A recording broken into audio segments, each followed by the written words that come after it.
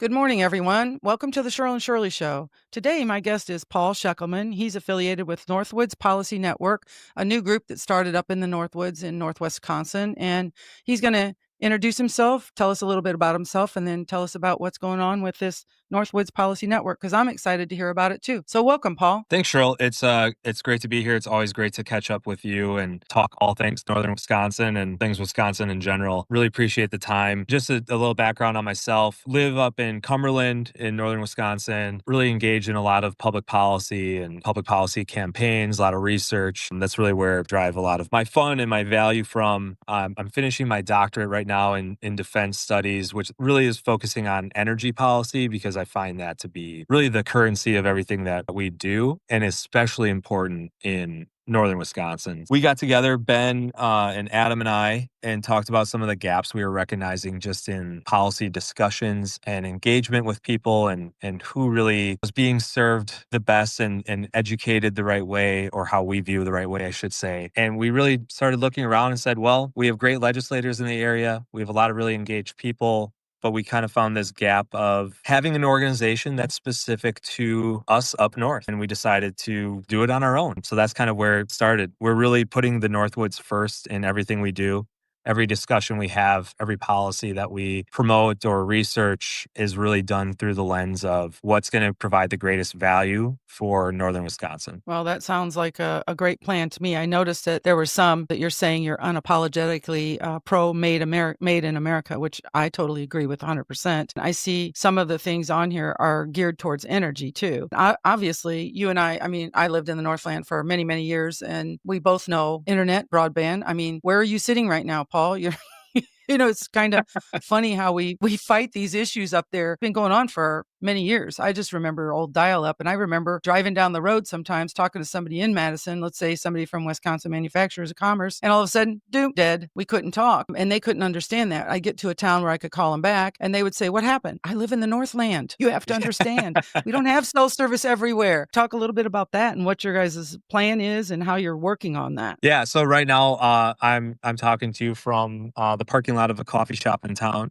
just so I can hop on the Wi-Fi, which is great that we have this now. I do a lot of work remote, obviously, if I'm not traveling. But yeah, you're right, Cheryl. We have this vision of really a thriving small towns and strong communities throughout the North. We understand that it takes infrastructure and resources to do those things. If we want to manufacture more in Wisconsin, in all parts of Wisconsin, it's going to take a lot of energy production, transmission of that energy, infrastructure. This morning we were talking about childcare, what is available throughout this region and what's available in other regions and how it's different, right? Everything's just a little bit different here. And we really need to have a unique approach to how we solve issues that everybody in Wisconsin has, but with our own unique flair on it that matches our towns and our communities.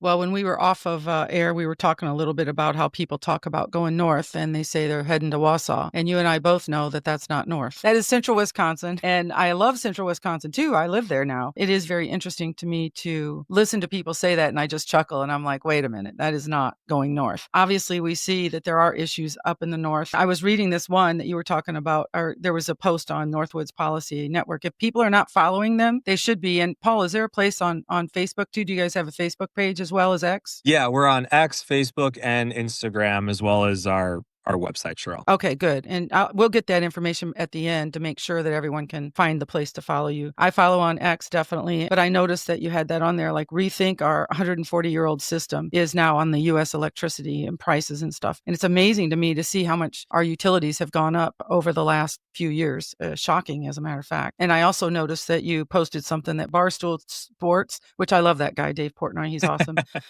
Where he had that drawn out on the map, where would you like to live? And you put Northwoods Policy Network posted A, and it's not even close. And I totally agreed with that. I was looking at it. I looked at the map before I looked at anything else, and I was like, oh, A, of course. Where else? It's A.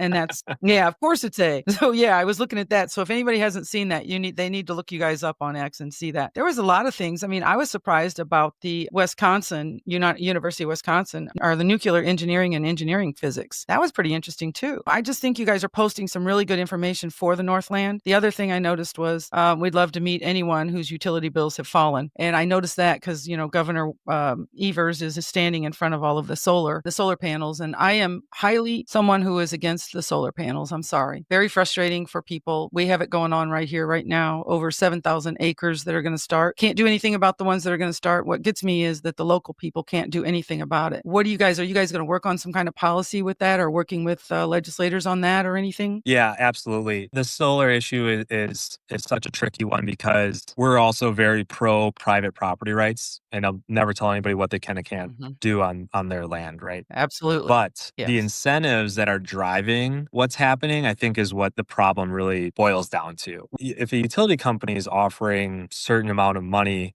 it's almost coercive to say no. Like, you can't say no, right? All of that expense, I agree.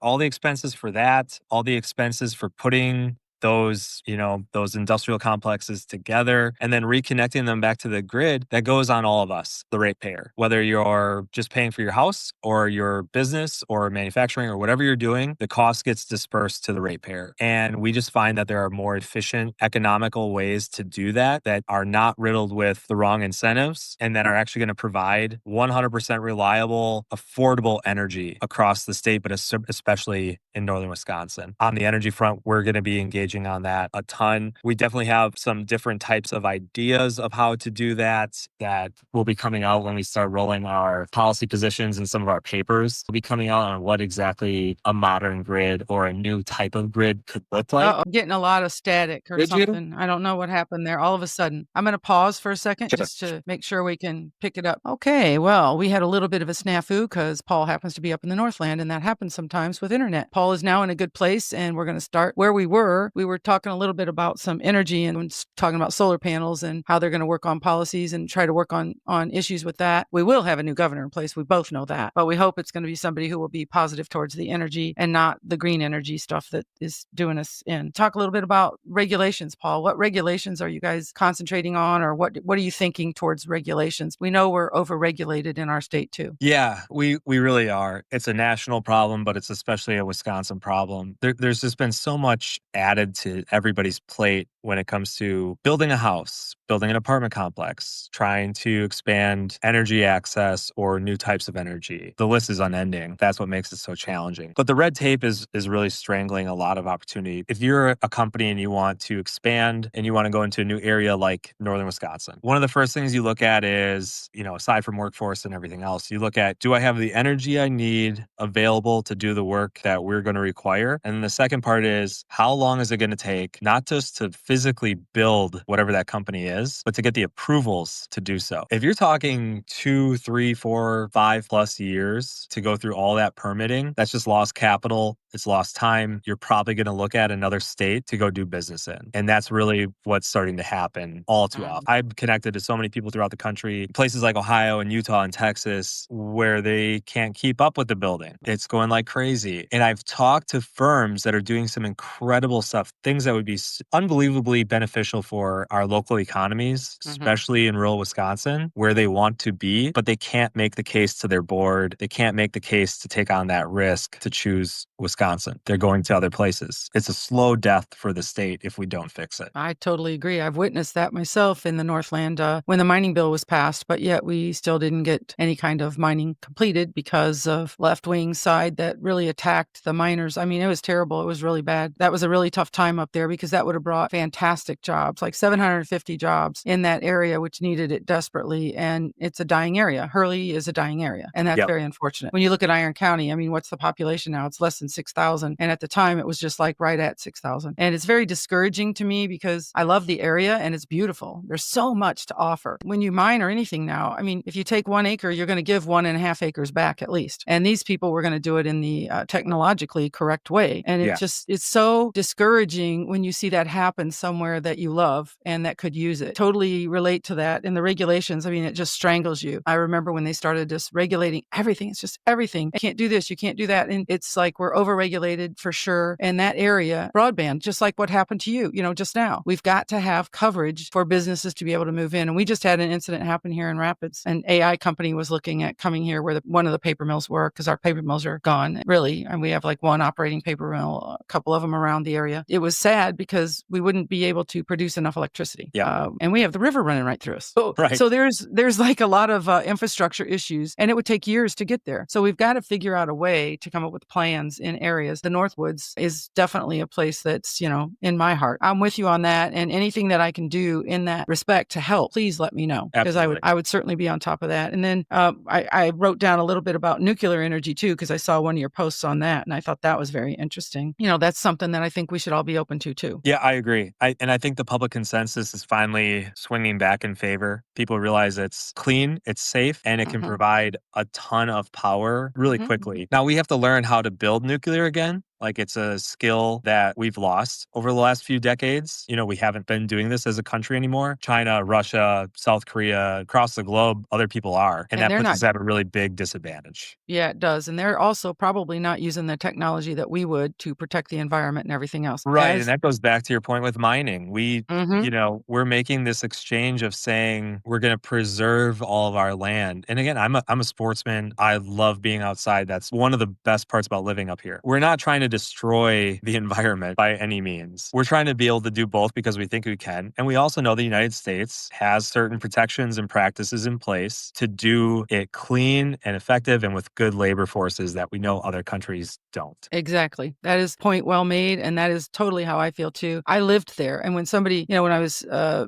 testifying for the mining bill, I'm amazed that somebody would pour a glass of water in front of me sitting on the table. It was Gwen Moore, as a matter of fact, and sip it and say, we want clean water. You've never even been north. You don't even know what it looks like up there. I live there. I want clean water. I have clean air. I've talked to the trees. Okay. I know. Don't give me this crap. I've fished there. I've hunted there. I've lived my life there. And I love the area. I would never do anything to hurt anything up there. I would do everything in my power to fight it. When you talk about it, they think that they're environmentalists, but they're really not. They're just people who are anti anything. That's very frustrating. And when you talk about like conservation, hunters, people who hunt, they know, they appreciate the land. We don't want anything to go bad there. We want it to be a good place for people to come and to carry on that tradition as well, because that tradition is something that I think is going. We have all the crap going on about guns. We could talk about that stuff all day long, Paul. All it drives day. me crazy. All day.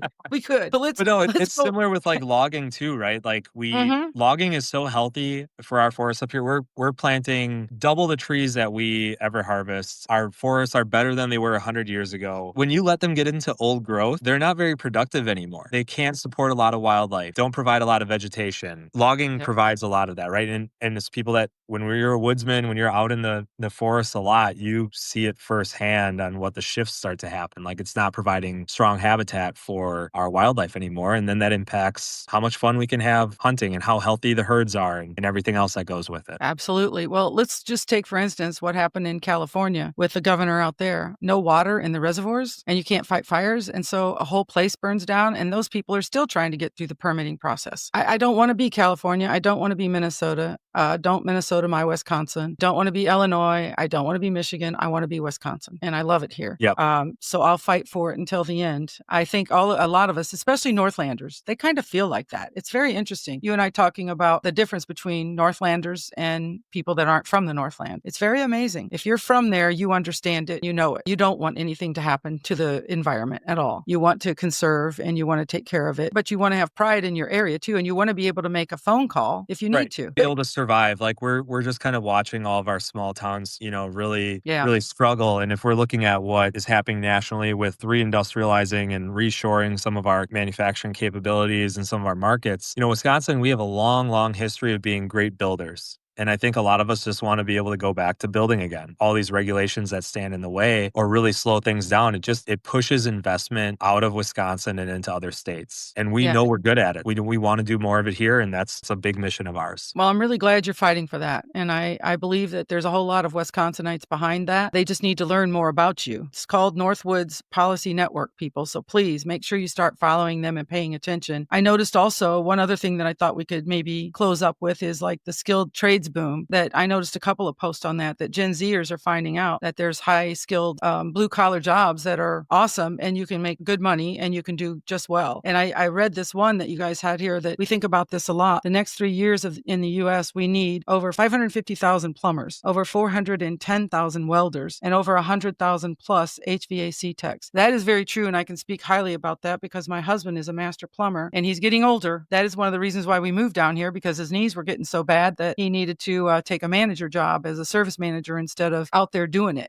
Lifting water heaters isn't the easiest thing to do as you get older. No. But, and honestly, I mean, he does have like one apprentice that's 20, but then all the other people are in their 40s and older, and he's definitely close, 60s. So it's one of those things where he's not going to be there forever. Yep. And he's got a lot of knowledge to pass down. Absolutely. And that's what we don't want to miss out on. And we're seeing that in so many industries nationally, but in Wisconsin too, where you lose the experts and the learning curve becomes even sharper than it is in the first place. There's institutional knowledge that so many tradesmen have that we really need to take advantage of while we still can. And it gives them an opportunity to pass down a legacy of being a builder, of being someone who takes pride in their work and can see physically what they're doing every day. We're starting to see that trend finally, and it's coming around. I think back to when everybody always said, well, just learn to code. One of the things we like to say now is you should learn to weld. You should learn to do some of these things, and you're going to have a great life, and opportunity is going to be everywhere. And the fun part too is right now, if you get into the trades and you really refine your craft and your skill, the entrepreneurial side is incredible. When I'm in different parts of the country or even in Wisconsin, you're meeting people who are creating new, really interesting businesses. It's because they know how to build and how to work. And then they have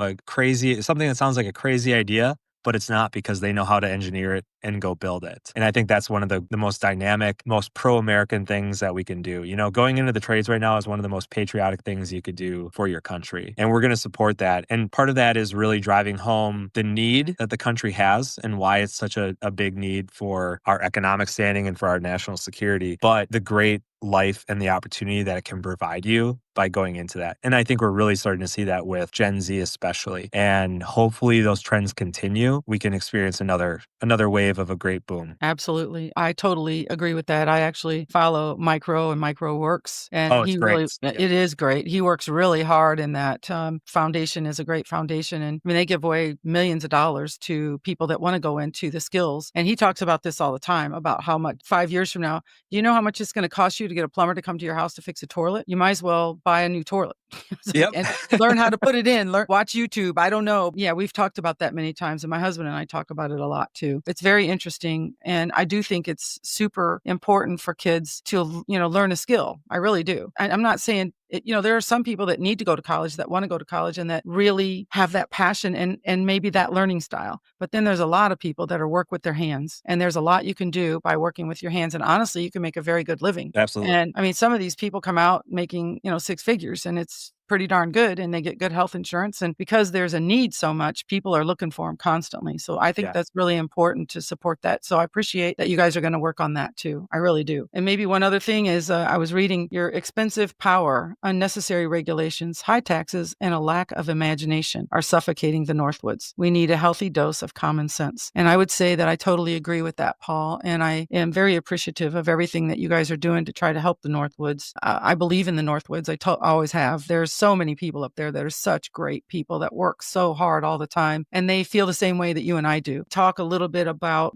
obviously we know the regulations. We talked about the high taxes. One of the things that really gets me too is how the schools, especially in the Northland, keep going for referendums that pound the taxpayers. And I don't know if you guys are going to focus on that. And there's a lot of people that are focusing on that. I think obviously getting a new governor in there is going to help with some of that. I don't know if your policies, if you guys are going to be working on that or anything, or if you guys are going to stay focused on like the power and the regulations and high taxes altogether. Yeah. And the thing is, Cheryl, I think it really intersects together though. One of these issues is if schools are going for referendum, I like to look at what they're going for. And a lot of them are operational costs, because the cost of just keeping the schools open and heated and cooled and the lights on is getting to be too high. So if we can start solving some of these like Mm, energy costs and the utility side of things, that'll help. If we are driving more investment, new jobs, new companies, and more people back to our region, where instead of 2,000 people taking on the entire tax burden of a school, maybe there's 3,000 people. And now we can disperse some of that load out a little bit more. That's where a lot of this all intersects. And I think that's where it's hard for people to like connect every dot. And that's where we're really excited to kind of play a role in how this all fits together, how these things could help each other, right? We don't want suffocating property taxes, but we also know that the less people we have, the cost of keeping the lights on and doing everything doesn't go down. mm, It's going yep, up. And now there's less people to support those critical things for communities. It's going to make it harder and harder on the people that do still live here unless we can start solving some of those other problems. So we're definitely taking a hard look at education too, really being outcome focused with that, but also mhm, looking at where we can be hyper efficient. Where money is going, I think, is a really important discussion too. If we're pushing so much money to each classroom and we know what teachers are making, we just have fundamental questions on where the rest of that money goes. And if it's mhm, utility costs, if it's building services, if it's administrative costs, what are some ways that we can just reimagine or fix what are driving costs, right? And mhm. hopefully make that better for the property taxpayer. Actually, that makes perfect sense to me, what you just said, and I hadn't really thought about it that way. So thank you for putting my eyes to that too. That, if we start fixing the utilities, prices and all, that might bring down the cost, and they're not going to need the operative expenses and referendums passed because their costs will go down and Right. energy. And that's really ties it all together. That's really very, very astute, and honestly opens my eyes to that too. All I hear is referendum in my ear, and it's like, Right.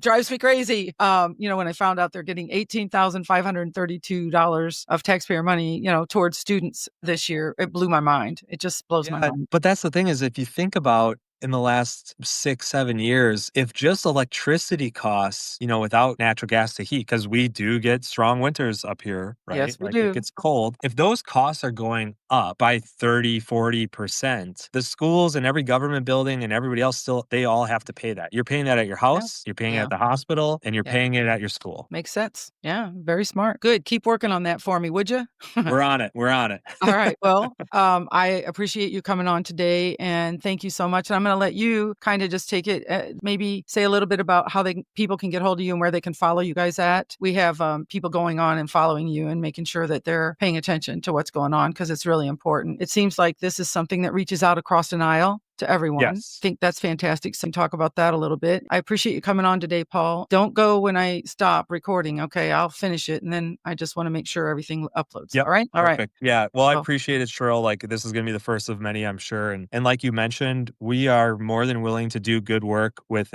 anybody. As long as it's good work, we're on board. And I think that's going to put us in a unique spot too. We're not trying to score certain points or do things only with one group or the other. We want to make life thriving in the Northwoods again and really see our communities survive and grow.